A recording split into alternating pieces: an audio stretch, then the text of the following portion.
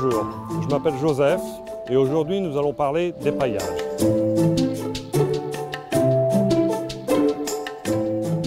Savez-vous l'origine des paillages? L'épaillage au départ c'était de la paille broyée et hachée qu'on utilisait principalement pour les potagers ou les massifs. Vous avez tous connu les fraisiers avec de la paille pour protéger les fruits.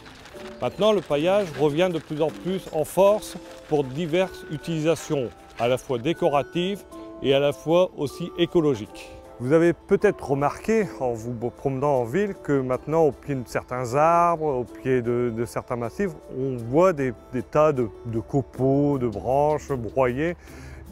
Ces branches-là ont une utilité. Premièrement, ils évitent l'évaporation du sol. Ils nous permettent aussi de limiter nos arrosages. En plus, ils nous permettent aussi d'améliorer la qualité du sol, ce qui permet à nos végétaux de pousser un peu mieux. Ça évite aussi d'utiliser des produits chimiques. Le paillage a aussi un rôle de régulation de température. C'est-à-dire en hiver, le sol est protégé des fortes gelées et en été, des fortes sécheresses. Alors le paillage le plus économique, et celui que vous voyez là, c'est le résultat de nos broyages de taille, d'arbustes et d'arbres. Alors vous pouvez aussi avoir d'autres types de paillage que vous pouvez acheter chez votre distributeur. C'est-à-dire que vous avez des paillages de lin, des paillages organiques. Vous avez aussi des paillages minéraux.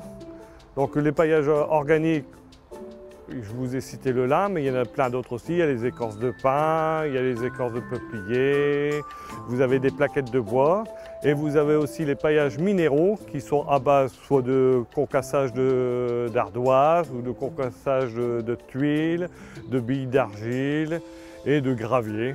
Donc vous avez différents types de paillage suivant l'utilisation que vous voulez en faire. Pour la mise en place du paillage, il faut respecter quelques règles.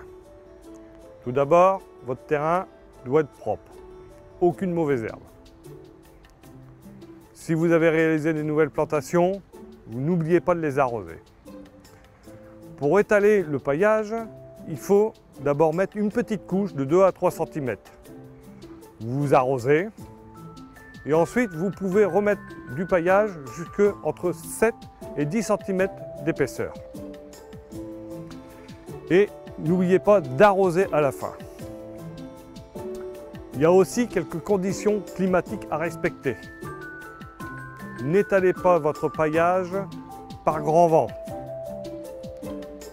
Si vous le faites en hiver, ne le faites pas le jour où ça gèle énormément, parce que le froid sera conservé dans votre paillage, ce qui sera très mauvais pour vos plantations.